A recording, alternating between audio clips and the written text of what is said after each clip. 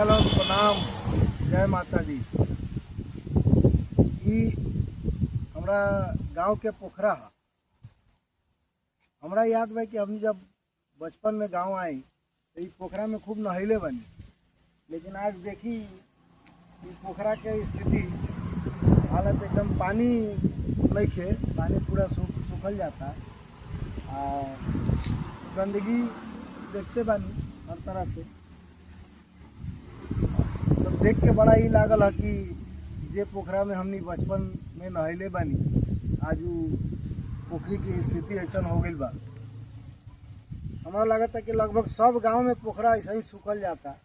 एक समय रहे हर गांव में एगो पोखरा होके, लेकिन फिर भी बारिश के मौसम में बरसात में ही भर जाला। ये सब चारों तरफ से अभी छठ करे खातिर देखिए बना दिया गई बा।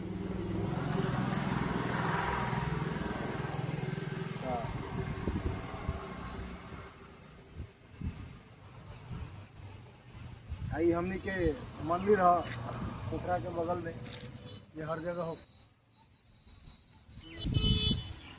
बनल रही अपना भाई अरविंद बिहारी के साथ, गांव के वीडियो के साथ। धन्यवाद, प्रणाम, जय माता दी।